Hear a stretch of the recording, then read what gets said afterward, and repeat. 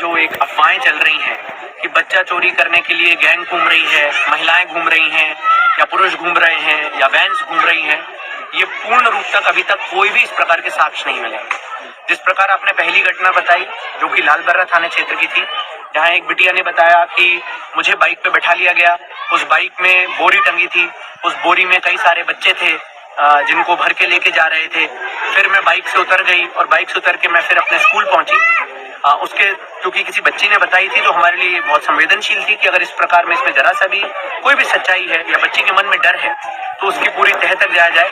हमने उस घटनास्थल जो उसने बताया था उसके आगे पीछे के जितने भी सीसीटीवी फुटेजेस कैमरा थे, वहां से जितनी भी बाइक्स निकल रही थी, जितने भी 4 व्हीलर्स निकल रहे थे, हमने उनकी मैन टू मैन मार्किंग करके तस्दीक करी कि भाई कौन व्यक्ति था, वो उस समय पे वहां से क्यों गुजर रहा था। पर अनफॉर्चुनेटली हमें इस प्रकार का कोई भी साक्ष्य नहीं मिला कि कोई ऐसा व्यक्ति जो बोरियों में या जिस प्रकार की बात आई थी। फिर हमने जाके जब उनकी शिक्षिका से भी बात की तो शिक्षिका ने बताया कि मैंने वही वर्जन बताया जो मुझे बच्चों ने बताया, मैंने इसको तस्दीक करने का प्रयास नहीं किया। तो मुझे लगता है कि अभी तक की हमारे साक्ष्यों के विश्लेषण में इस प्रकार का कोई भी साक्ष्य नहीं मिला है। दूसरी घटना जो आपने बताई मौदा गांव की थी, किरनापुर थाना क्षेत्र के अंतर्गत आता है, जिसमें एक सोशल मीडिया पे भ्रामक जानकारी फैलाई गई कि आंगनबाड़ी क्षेत्र में आंगनबाड़ी क्रमांक 2 जो पड़ता है उसमें एक व्यक्ति आया। पहले बताया गया कि वो वैन से व्यक्ति आया था, वैन से उतर के आने के बाद उस व्यक्ति ने बताया कि मैं एक स्पेसिफिक बच्चे को लेके जाना चाहता हूं, मैं उसका रिश्तेदार हूं, पर अपनी रिश्तेदारी को नहीं बता पाया।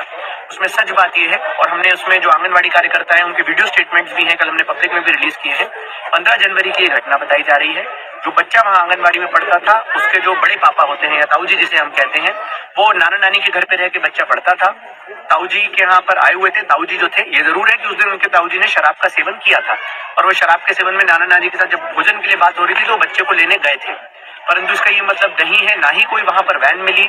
वो खुद उसके ताऊजी थे जो उसके नाना नानी है, उन्होंने खुद आके शिक्षिका को भी बताया, आंगनबाड़ी शिक्षिका को भी बताया, सहायिका को भी बताया कि हाँ ये इसी बच्चे के ताऊजी हैं, ताया ताऊजी हैं। ऑल्दो ये हो सकता है कि वो दारू का सेवन किए हुए थे, इस प्रकार से शिक्षिका को शक हुआ हो। मुझे लगता है कि ये भी दूसरी भी खबर झूठी निकली।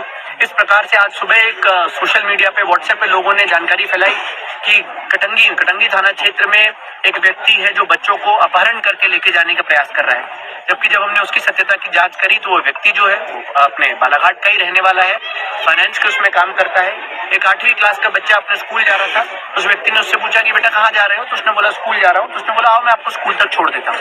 सिर्फ हेल्प करने की नीयत से छोड़ा था। हमने उसका पूरा क्रिमिनल बैकग्राउंड चेक कर लिया, कोई उसके क्रिमिनल रिकॉर्ड नहीं है, ना ही वो इस प्रकार के परिवारों से आता है कि किसी इस प्रकार की अवैध गतिविधियों में रह सकता है। सिर्फ अच्छा उसने देखा कि एक 8वीं क्लास का बच्चा, और उसके मन में भी ये था कि भाई इस प्रकार की घटनाएं अगर सोशल मीडिया पे चल रही हैं, अरे बच्चा स्कूल अकेले जा रहा है तो मैं उसको सुरक्षित छोड़ दूं। पर लोगों ने उसको व्हाट्सएप के माध्यम से इस प्रकार से फैलाया कि ये बाइक वाला व्यक्ति बच्चा उठाने के लिए यहाँ पर घूम रहा है, और वो व्यक्ति वहीं खड़ा रहा। जब कभी लोगों ने शोर मचाया तो उसने खड़ा होकर अपनी पूरी पहचान बताई, उसने अपना आईडी कार्ड बताया, उसने जिस फाइनेंस कंपनी में काम करता है वो बताया, उसने अपने मैनेजर का नंबर बताया।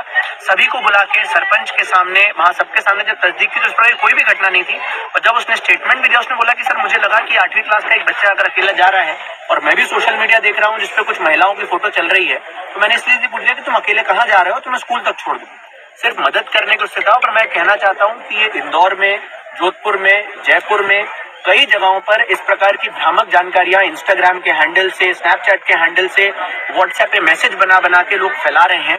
अभी तक ही राजस्थान में भी, इवन जयपुर और उन क्षेत्रों में भी कई जगह पे ऐसी चीजें सामने आई हैं जहां पर इस प्रकार की भ्रामक जानकारियां फैला रहे हैं। अभी हम लोग इसमें प्रयास कर रहे हैं कि सबसे पहले तो जिसमें पहले 188 होता था उसके तहत प्रतिबंधात्मक इसमें एक आदेश जारी करवाएंगे।